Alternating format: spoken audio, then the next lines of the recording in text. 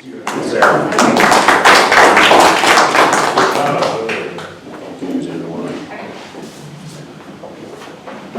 I decided to not do some boring presentation. I did want to talk to you about why I relate. I don't know if many of you know, but I am a cancer survivor. 6 to 12, that's driving me nuts. Back when I was in high school, I thought I was grown, so at 17, I had moved out on my own my senior year. And I had to work a couple of jobs to do it. I mean, I just wasn't out there, but I had one little job where I was working for City Hall and I had to type, and I worked with Becky Skinner, and y'all know her, that is a slave driver. So, all the police reports that came in, I had to type. Well, it came to a point, I was trying to type, but my hand was hurting, and I could not feel my fingertips in my left arm. Well, you know, I mean, I was a teenager, and kind of let it blow by. Then I got another job, and I was working at the Bumpus House in Gladewater. Now, that was the morning gig. I'm talking 4 a.m. to serve breakfast. I had to be back at school at 8 o'clock. So I learned how to tote all the trays up and down stairs for breakfast on both hands, and then I started having trouble again. My hand was hurting. I could not feel my fingertips. So I finally told Becky, and of course she thought I was playing it off and I didn't want to type. So, listen, there's something wrong. And so I had gone to the doctor here in town, which was Dr. Buller at the time. He did some blood work, couldn't figure out anything. He told me tendonitis, maybe I'm overworking it, because I was doing a lot of things with my arms. Well, I graduated that year, got another job. I started working at Bell's, and I was working full time. And I kind of moseyed along there where it would hurt, but I would just put it to the side. I mean, I would take about every single thing you could take over the counter, and it was still going to hurt anyway, so I didn't have time for it. So then October comes along, and he's now my husband, but at the time it was my boyfriend. He needed to go to his aunt's doctor at the orthopedic. Of course, he had a little old toe problem. Well, I go with him, and I'm going to drive him back. Well, when I got there, his aunt said, you know, I know you've been having trouble. I do x-rays. Let me just get an x-ray of your arm, because I know it's bothering you. I said, well, I don't have insurance. You know, grown on your own. That was the last thing I had thought about, was needing any insurance. So she said, no, doctor says just do it. I said, okay. So she took a couple x-rays, and I didn't hear anything. We went home. Well, as soon as I got home, my mom was calling that I need to be at it was then Good Shepherd, to go to do a bone scan the next day. Well, I'm calling the hospital. There's a mistake. I do not have insurance. I don't know why I need a bone scan. Who ordered it? Well, it happened to be Sean's aunt's doctor. So I'm like, okay. I went and did it. Took about 4 hours. I saw it light up like Christmas trees. I thought it was just because it was tingly and they had put some dye in me. Well, got home, phone call again. Got to go to Dallas. This all happened from Monday to a Friday. Friday, I was to be at the specialist who he can help me. He might have some answers. You and your mom need to go down there. Cool, it's Dallas. I hardly ever get to go to Dallas. And we thought we'd plan lunch with my aunt. I'm like, shoot, we'll be in town. Let's just tell them we want an early appointment. So we get there, and we're kind of waiting in the waiting room, and they'd sent me with my little envelope of scans. Well, he finally calls me into this room, and they start putting everything up, and I'm telling you, it's one of those old x-ray scans on the wall, you know, all the little light-up bulbs. I thought, that's a lot. Anyhow, so he starts poking them up there. He did not even say hi. Didn't ask me who I was. He's like this white coat. He just kind of bailed into the room. My mom and I are sitting. He turned around and says, well, you have cancer, and I'm going to see what I can do about it. I looked at my mom, and I said, now wait a minute, I think you got the wrong person, because that's not why we're here. I'm just here for a checkup. He says, no, you're here because you have a problem, and I need to deal with it. I said, I don't know how we're going to deal with it. I do not have insurance. He says, well, somebody's got to help you. He said, and that's going to be me. He said, so let's go back here and get a sample of it. And if y'all have never had a bone biopsy done, that right there is I had no qualms about pain until that moment. So they're trying to pry what looked like the size of a big pin into my arm, and I gave up. I passed out. So they said, okay, well, that's not going to work. We're going to send you to Children's Hospital where we can get you in. He's a surgeon there. we're just going to get you started there and see what we got to deal with. Okay, so on Monday morning, I had told my mother the entire weekend, do not tell anybody, they're probably wrong. They do not know what they're talking about. This is me, you know, I don't have a problem. So I get to the hospital and they did the biopsy, which when I went in, it was kind of morning. Next thing I knew, I'm in a room and it's dark, really dark. I had been in there all day. They had picked, prodded all over my body. And come to find out, I had a very rare cancer called Ewing sarcoma. It attacks your muscles and it also attacks the bone. So they had to pick and prod a little further while they were in there. So the pastor was there in the room and everybody's, you know, woo-woo, and I'm like, OMG, this is way too many people. And I need to deal with this by myself. Oh no, that wasn't happening. My mother has 5 siblings. And they were all there with all their kids, and it was chaos. So when the doctor came in, he said we'd go to, you know, just a main big room where we could all talk about what my plan was. So I don't care what the plan is. I need to get out of here. He says, no, we're going to have to do something.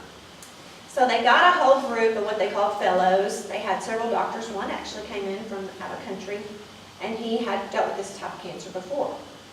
Well, they decided when I was standing there, they wheeled me down, and they said, we can do 3 years of chemo, and then we'll do radiation and surgery. Nope. I don't have time for 3 years of chemo. Number one, I didn't even know what chemo was. I'd never been around someone getting chemo. All I knew was bad, it made them sick, and most of them would die, and I did not want it. So then they said, well, we've got other options. You know, you can do chemo for a year. Well, you know, that might be my ticket. And they said, well, we have to weigh the options. So it's going to come down to what the doctors think. Well, I'm mad. I left the room.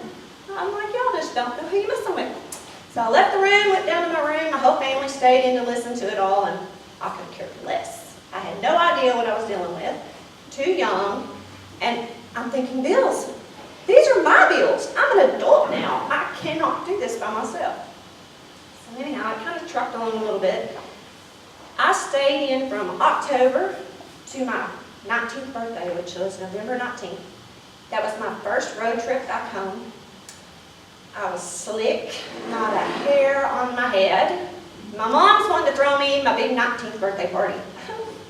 I could not have even wanted to do that. So, of course, we trotted down to the wig shop. Who did we call?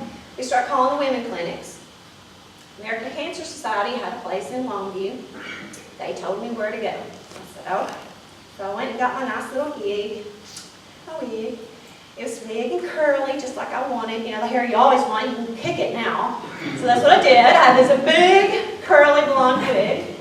I had my birthday party, and I was sick. I was trying, I was struggling, but it was just too much. So back to the hospital. Well, when we got there, we had a caseworker now, and she had come to see my mom, and she knew we were going to be struggling. My mom has now gone from working to not working, and a daughter that's not working that can't pay her bills, and the bills are stacking up. So she brought us a worker from American Cancer Society who actually provided, at the time, meal vouchers. My mom needed to eat. I could have cared less about eating, but my mom needed to eat. So this woman kind of opened the doors that she was there for us. And she kept telling us about American Cancer Society and would bring pamphlets on, you know, the type of things that I was going to be dealing with. Of course, I am in a black hole at this point. I don't have cancer, remember, and all y'all are making me sick. So I kind of argued with them. Every time I had chemo was every 2 weeks. It took 2 solid days of a liquid that ran and dripped non-stop into the IV. So by day 3, they were send her home. Ooh, mercy. Yeah, we made a few trips from Dallas to home to go right back to Dallas because I could not hold down anything. I dropped to about 86 pounds. And in January, they decided I needed a G-tube. Well, I really didn't want another surgery, but it was supposed to keep me alive. So I did my G-tube. Next day, found out it's radiation time. They want to go ahead and get me in there. Okay, we'll just stay in the hospital. No, you got to go to a different hospital. Okay, and it's every day, and you're going to need a place to stay. Okay, number one, my aunt who lives in Dallas is technically in McKinney, And that's entirely too far to drive on someone who has no gas. So we were scrambling. We were trying to figure out, where am I going to go? Well, here comes ACS. They said, we know you've got trouble, but we're going to put you in a hotel. I'm like, okay. Mom says, that is great. I don't know how to repay you. She says, no, this is why we relay. There are families that need something, and we were that family. So I had had my G-tube put in. I had gone to get all the little lines put on me for my radiation. Needless to say, I was not in a very chipper mood because I was kind of cranky, as usual. And they put me in the car for my mom and said, go to this address. Well, we rounded the corner and pulled up, and I am at the big restaurant with the ball. You know, I'm like, that's not where we're going. My mom says, yeah, it is. Reunion Tower. Could I come fix the mic? I can't hear you. I can't hear you either. Sorry, I'm trying to yell. It's about foot below your mouth. Okay. It's a great story, but I can't understand where it's led. Okay. Better? I don't know yet. Is it better? Yeah. Okay. So my mom pulls in, and we are at Reunion Tower, this big ball restaurant, and it has a hotel, and I think it's Hyatt. So we went in, and I'm thinking, Mom, there's going to be a fee. I do not even have a dime in my account. I'd been making my car payment with what I had saved, but that was going to be a big, hard one. She said, nope, ACS says they have us taken care of.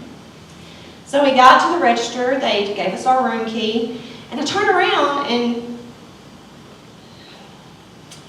this whole entourage of people waiting to greet me. I was like, whoa, who's here? Anyhow, I was treated like royalty. Put onto the elevator and sent to my room, where there I slept because I was pretty tired. So every day I had radiation. I had a 6-week treatment. So for 3 weeks I was there. Every day we came back in, there was fruits or a meal. I mean, whatever, they took care of me. Took care of my mom. And the struggle was me knowing the whole time all these people have done something and I don't know how to repay.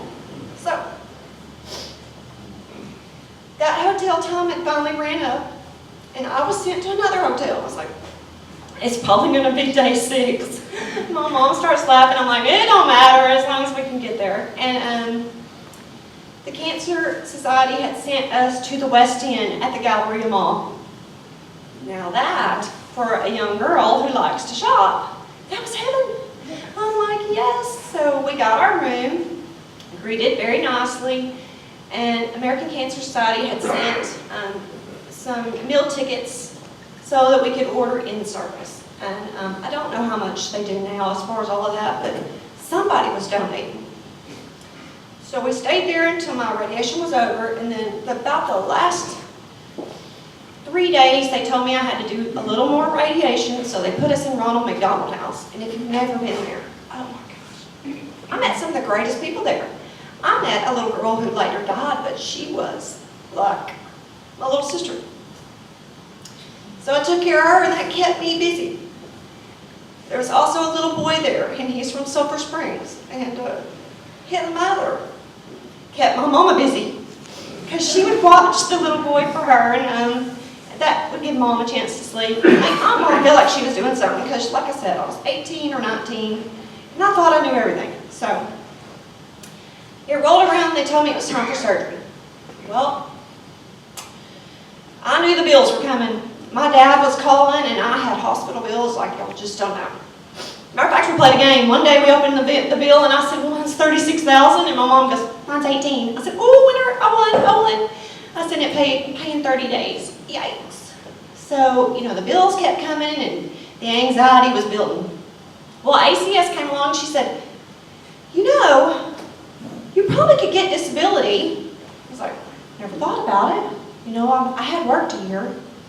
You know, anyhow.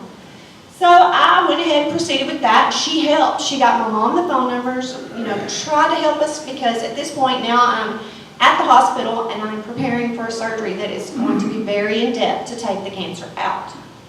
So we finally got somebody on the phone, and what they said was, you're supposed to work 4 quarters before you can be on adult disability. Well, I hadn't even been out of school 4 quarters, so that wasn't happening. that little girl from ACS did not give up. She brought me a ton of applications for Dallas people that she knew were organizations that were looking to help somebody. So I sat down with my mom and we wrote letter after letter of what my story was. But then I also got a little angry and I wrote the senator. I said, listen, I haven't had a chance to work and you are going to expect me to do something that this was not my fault. So he kind of did a couple of channels. That rocked along. It did take 7 months, but I did get on a disability. And that was just complete consistency of arguing every day with somebody on the phone. And my mom was pretty good at that. But the day came where it was time to get surgery, and they were taking the bone out of my arm, taking a bone out of my leg, taking and making an elbow out of my hip, and they were going to do all this in one day. Okay. So 26 hours later, I woke up in ICU, OMG. That I do remember waking up, and I remember seeing my mom, and the look on her face, and I thought, just put me back out, because I obviously looked horrible. I was not doing very well. So I ended up having to stay in the ICU for about 5 days, and then somebody got this brave idea that I needed physical therapy. No, she don't. Yes, she does. No, she don't. I got put in a wheelchair while I was leaving ICU, not even been in my room yet, and got sent down to physical therapy, where this brave young lady, very small, was going to make me do something. No, you're not. Anyhow, she put these stairs in front of me, and she told me I had to walk all the way up them and all the way down. Now, mind you, they just took a bone out of the bottom of my leg. It had this hideous scar, this long probably, and it was glued together. And I didn't have a bone there. How in the world they think I'm going to walk? I thought I was going to be crippled. Well, she said, you're going to be crippled if you don't walk. Well, that kind of bothered me a little bit. So I made a few steps up it, cried all the way down it, and then begged for the chair. So that kept continuing, and we did that. Then I started getting really sick. My body was rejecting things. And I wound up in the unit just like getting a bone marrow transplant unit. I couldn't be around anybody. Nobody could visit me. Dallas Cowboys came and sent me a cute little picture through the glass. You know, there's always people always coming to Children's Hospital, but they would let the ACS girl in because she was such help to my mother. So she would gear up. She'd have it all on so she could come in and talk to my mom, because my mom was not leaving my side. So through this entire ordeal, I went in October, and my final surgery, I had 17 surgeries. And it was August of 1995 when I said, I am cancer-free, and I have been cancer-free since then.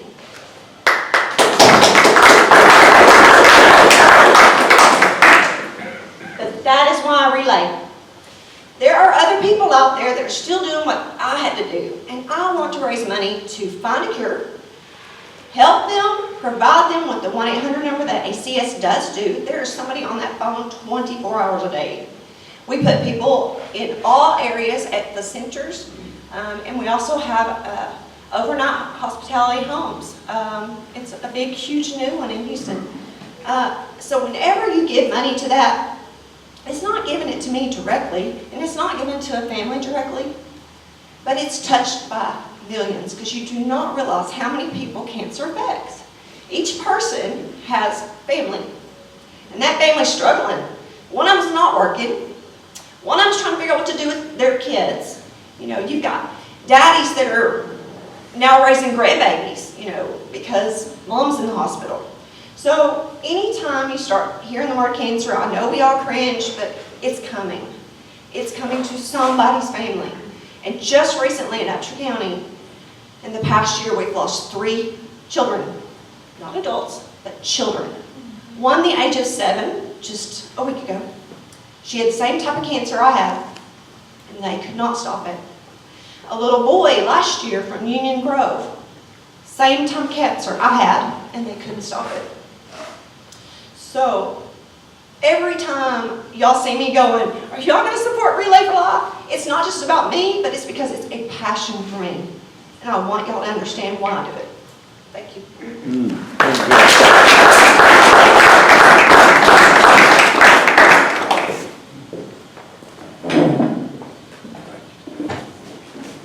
Thank you, Denise, for sharing that story.